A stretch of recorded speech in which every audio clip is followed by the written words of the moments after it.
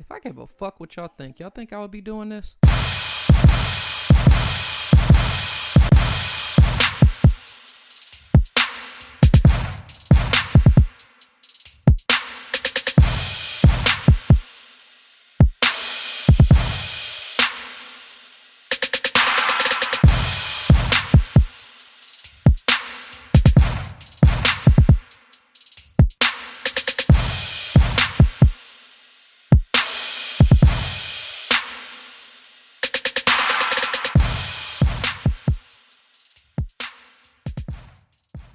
Welcome to the FMFU podcast, the podcast that's from me, for us. Vulgar but true, real and never fake. I'm your host, Ayo Reese, and I've got a lot of shit on my mind today, so let's get into it. Happy Friday, people, and welcome to another episode of the FMFU podcast.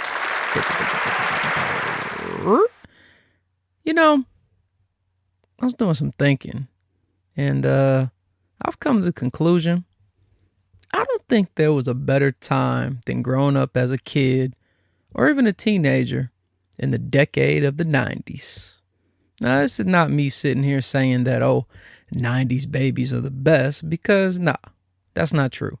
I'm an 88 baby, so of course, in my opinion, I'm going to think the 80s is the best for the babies. But also, I think that anybody born after December of 1990, I think they're all in like a different, like, weird mindset of their own. But anyway, what I mean is being a 90s kid, actually growing up in it and remembering all the good times and good things that we had. It brings back a lot of memories. Let's think about it. Niggas had Dunkaroos. Gushers first came out. We played Heads Up 7-Up in school. DZ Discovery Zone was lit. Creepy Crawlers, Bill Nye the Science Guy, Wonder Balls, Street Sharks, Goosebumps books and movies were popping. Mighty Morphin Power fucking Rangers, KB Toys. Girls will be writing with those fucking gel pens. The movie The Brave Little Toaster. The real Nickelodeon with Rocko's Modern Life, Rugrats, Doug, Roundhouse, and all that. Pogs, Super Nintendo, Sega Genesis, Pop-Tart cereal, Animaniacs, Pokemon, Pizza Lunchables made their debut, Super Soakers.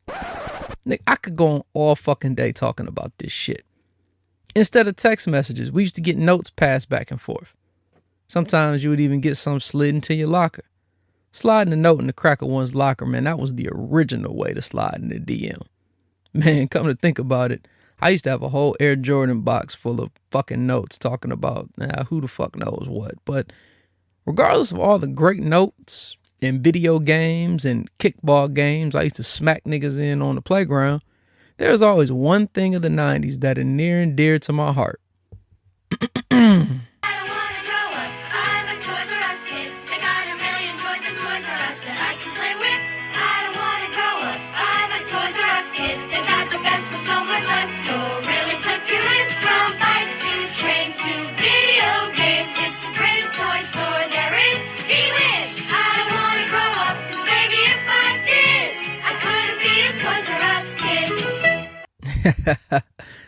I had to get the song on there and let it break it down for you, take you back a little bit by paying homage and letting us hear one of our favorite jingles growing up on one of our favorite commercials, the Toys R Us Kid.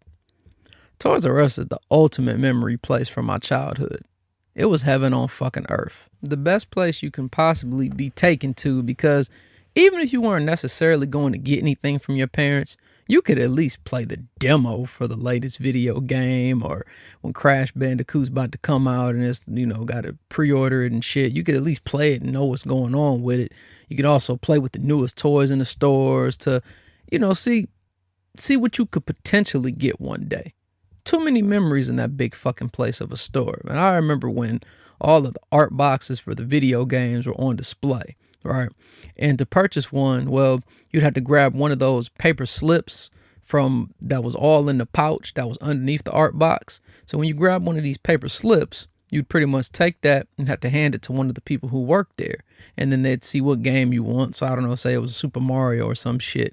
Or they'd take the slip and then take it to the back and go behind the big cage wall or whatever it was, and then bring the game out to you so then you could purchase it. Well, your parents could purchase it. And that's pretty much how they took care of getting the game you wanted. You know? Shit just sticks to you, man. I remember I used to get promised trips that we would go if I got good grades on my report cards. And lots of times, you know, because of that, I was able to get, you know, whatever I wanted most at the time, whether it was a new Power Ranger, Ninja Turtle, whatever the fuck it was. But whatever I wanted, based on my hard work, I got rewarded from going to a trip to Toys R Us. Like, I remember my mother or my grandmother, I can't remember who it was, but it was one of them. But remember, they stood in this long ass line to get me the Green Ranger, to get the Dragonzord toy for me for Christmas. Because, you know, everybody was fucking beating each other up to get their hands on Power Ranger shit. Like, it was a fucking madhouse. Like, I got my first mountain bike from Toys R Us. I got my first Mongoose from Toys R Us. The chrome one with the blue letters I told you about with the black pegs, that came from there. Toys R Us even had the audacity to have a weekend Pokemon League where you could go on Saturdays and meet with other kids in this set up Pokemon League area to battle and trade. Yo, man, niggas ain't want to fuck with me the Pokemon shit when it came to the cards. Yo, like I was the type of little nigga that never wanted to trade his cards unless he had doubles. Like, I figured, I guess, in my small monopolized mind that shit, nigga, if I trade something I don't have double of, how will I ever collect them all? Gotta catch them all. But, you know, eventually it had gotten to a point where I had them all, except fucking Charizard. And goddamn it, anybody who knows anything about some fucking Pokemon cards from back in the day, they know that grabbing that holographic Charizard was hard as fuck. I get packs of that shit all the fucking time. I remember one time I got a pack every day. We went and got a little booster pack. I could never find that fucking orange lizard. Like, it was so hard. It just never worked out for me. But anyways, so one day I met this dude and he told me, he's like, man, I'll trade you my Charizard. But he wanted like 4 cards, man. And I can't remember what all of them were, but I remember most of them. And, you know, I was hesitant at first because 3 of them I didn't have doubles of. But, you know, like, I was hesitating. I'm like, man, I don't want to give you these. I ain't got doubles of them. I ain't tell him that. You know, I'm a haggling little nigga. You know, this hustling shit done started at a young age, yo. I used to hustle cream savers, fucking CDs. Like, that's my nigga dog. But anyway, like, my little monopolized hustling mind, I'm like, man, I don't want to give you 3 of my cards I don't got doubles of because, shit, nigga, I ain't got doubles of them. How I'm going to get them all? But anyway, so I thought to myself more, and I'm just like, you know what, little nigga? This is a holographic Charizard. Trade them fuck ass 4 cards and get that motherfucking Charizard. So I traded with dude and got my Charizard. Then I had to go back on the hunt for a fucking holographic Alakazam, since that was one of the cards that I had to trade away. But I got lucky with that one because my cousin Stevie hooked me up for my birthday. Surprised me, and that completed me getting all 102 of the basic set of Pokemon cards. Shout out to my cousin Stevie, by the way. But anyways, I'm probably rambling about nonsense, but honestly, I'm just hoping that it did give you a nostalgic feel while you was listening, if you did grow up in that time period, or, you know, if you had a kid in that time period. Hopefully it brought back a few good memories for you, because not even just 90s kids, but 80s babies and 70s kids, they were all influenced by Toys R Us.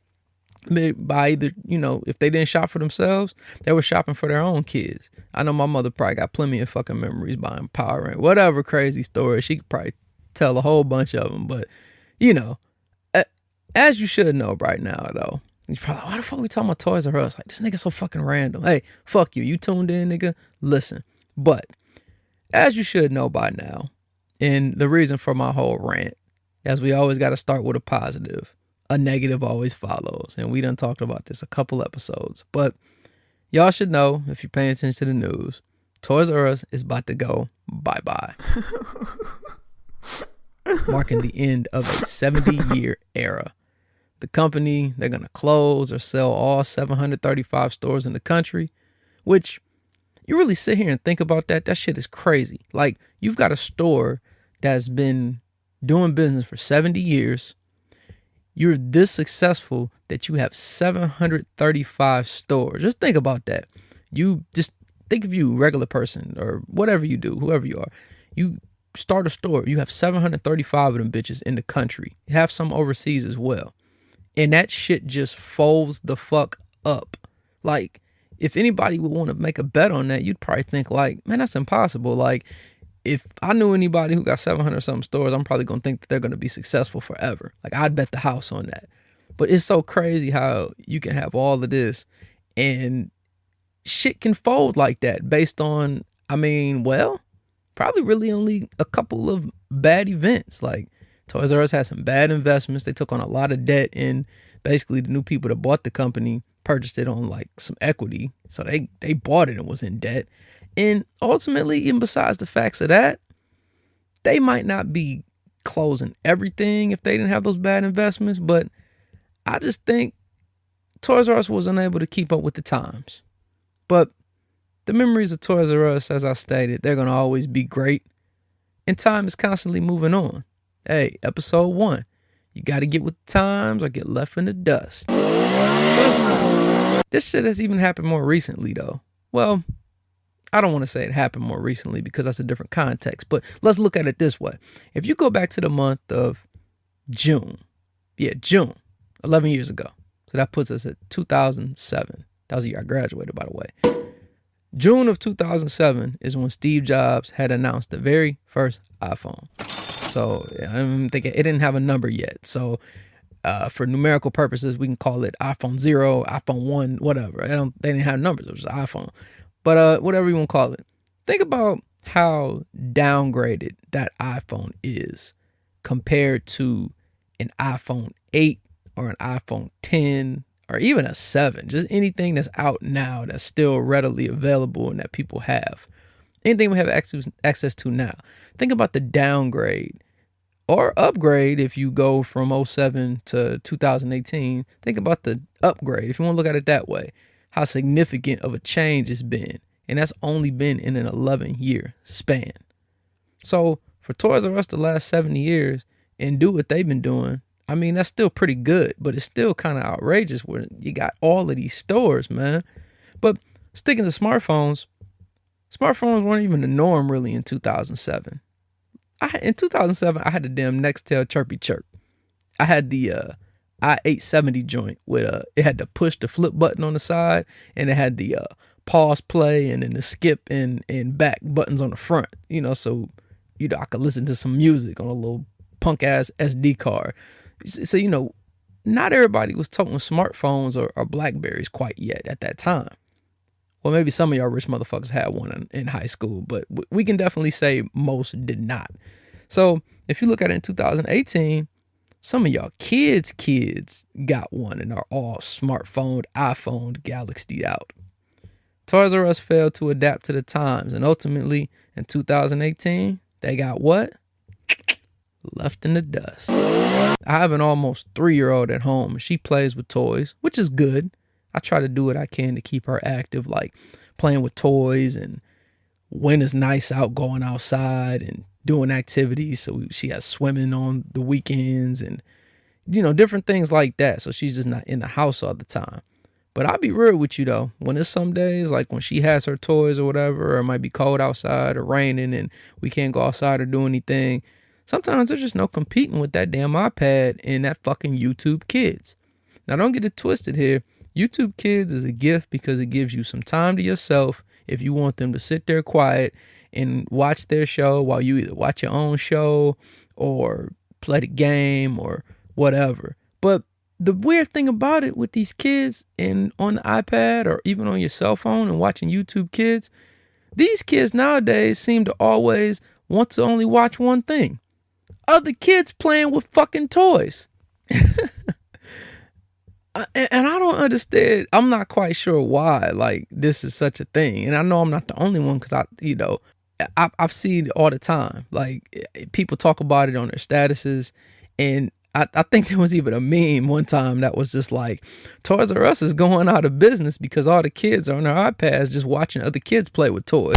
And the shit, it kind of hit me it made me chuckle because I'm like, damn, that shit's funny. It's a meme, but it's one of those funny but true fucking memes. It's like, but they be just sitting there watching people play with toys. It's just fucking crazy. So I don't know. It sucks. So Toys R Us is dying.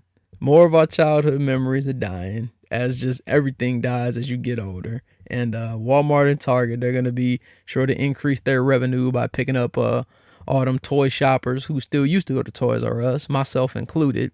Amazon's going to get some of my money too. But think about it though. They starting to sell shit fast, man. They liquidating everything. Everything must go. You might want to even thinking about doing some Christmas shopping early this year. If you got kids or nieces or nephews or whoever, there's going to be mad fucking deals going on. And my saying is always this: if you ain't making money, the next best thing is to save money. And, that's always going to be a fact. But moving on, it's just as sad as it is to say, Toys R Us will be no more. And even though we have to move on with everything in life, the shit still fucking sucks, man. I remember when my mom and my grandma or whoever, used to always talk about, old stuff, that maybe used to exist around the area. Oh yeah, we used to have this, y'all kids missed out on this, or we used to have that and y'all kids missed out on that. And, oh, that was the shit back in the day. They don't got nothing like that no more. And, I used to hear that shit all the time. Like, man, whatever, man, I'm chilling.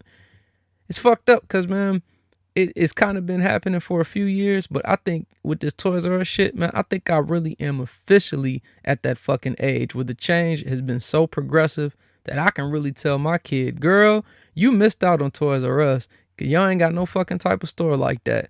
And you really missing out because Toys R Us was the shit. It's the FMFU podcast, bitch. The thing I always try to be in life is I always try to be a positive person. Sometimes things might not always go your way, but you got to do your best to try to just look on the bright side and know that, hey, things could always be worse. But even though they could always be worse, you still need to strive to do better.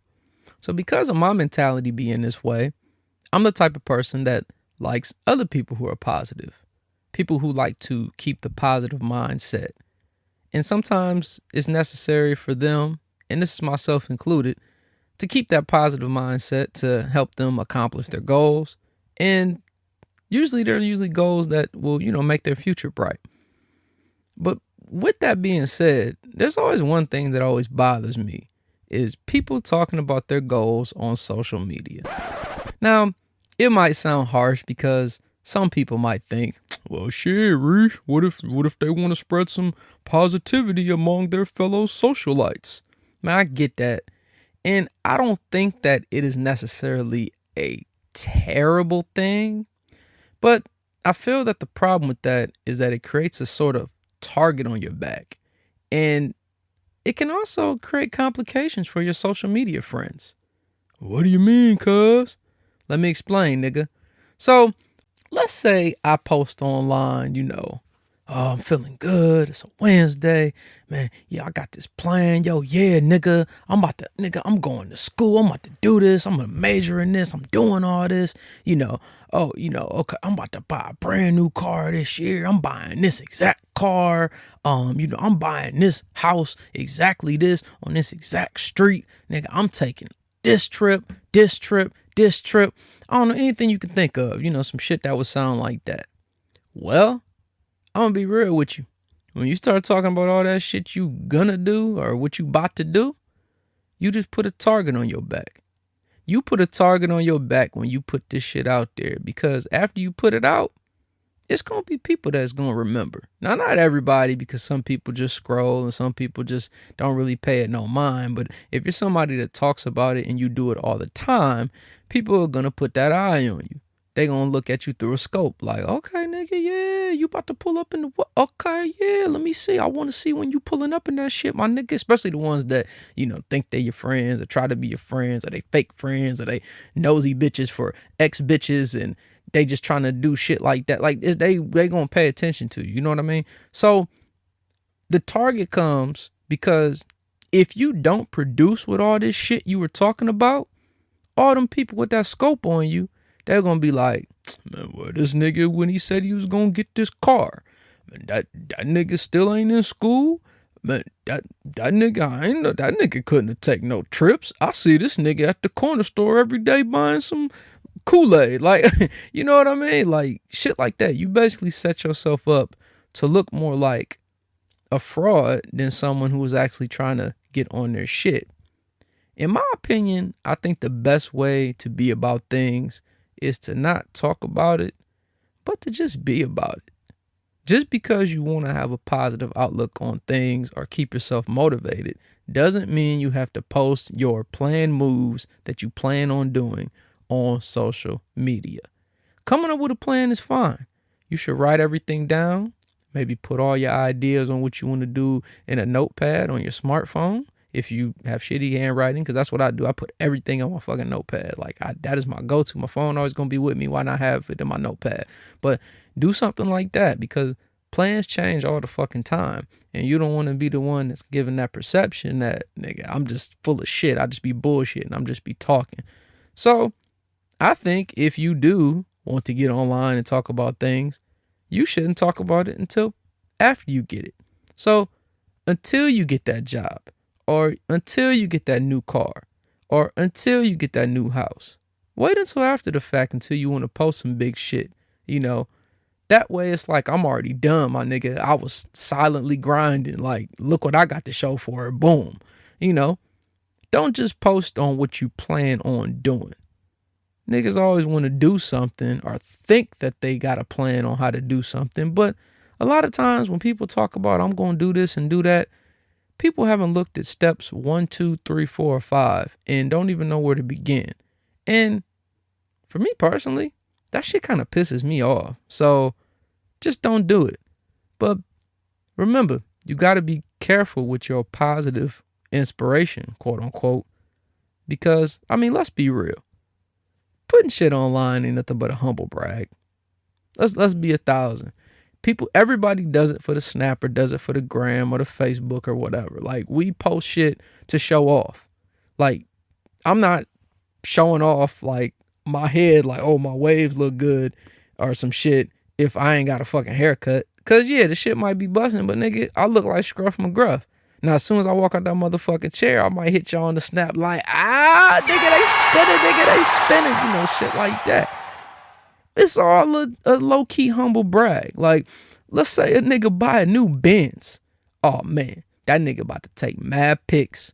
He gonna make a collage and pic stitch. He gonna make sure that the motherfucking Benz symbol is all in each one of the little pictures in his pic stitch. He gonna post all that shit online to show off. It's a humble brag. You don't really see too many people like doing shit like that if they buy a fucking, I don't know, O2 Charger. I don't even know if they're making Chargers then, but something like an old Honda. Like they might be like, you know, hey, I'm proud of where I came from, and maybe gave a little motivational speech after they achieved which they considered at their goal. And that's fine, because you're basically telling other people, I had to do this as a, I don't know, let's see, for example, me and my 3, I had to do this, and this is what I achieved, and I'm proud of that. I wanted to share with y'all. That's cool, but a lot of people are not going to do that. They don't wait till they got, like, you know, that one Louis bag. These bitches with that one Louis bag that they got to have in every fucking, you ever know this bitch got a Louis bag and she always makes sure that shit is in like every fucking picture. Like, it don't fucking matter. Like, she'll take a picture of the kids in the hallway, and then that bitch is hanging on the door. She at the club, that bitch really wasn't coat checked, but she just happened to go get it, and now that bitch is on her arm. Like, the shit. The shit is funny, man. People just post for humble bragging. But the problem with the humble brag is that, like I said earlier, when you're probably, well, nigga, you said it can cause issues. What issues will it cause? Well, you might start to piss people off. Not necessarily piss them off in a way that they're mad at your success, but people like to compare blessings on the internet, and that's a problem. So just because shorty down the street just got a 70-inch TV and you only got a 55, you can't be like, oh, I gotta outdo this bitch now, because you really don't know the whole story. That bitch might have got that TV from Rent-A-Center, and they might be on their way to get it next week. So keep the humble bragging as humble as you can. Be proud of your successes. Share them when you feel necessary. But just remember, people are always watching. Humble yourself. Thank you for listening to the FMFU podcast, the podcast that's from me and for us. Make sure you hit that subscribe button, like, and comment, whether you're listening on Apple Podcasts, SoundCloud, or Google Play. Also, make sure you get at me on my social media pages. I have a Facebook page, which you can search for From Me For Us, or you can leave it in a status at FMFU_podcast.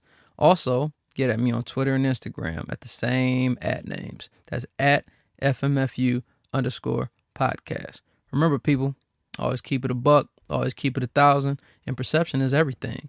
I hope you have a nice day. Still fuck y'all.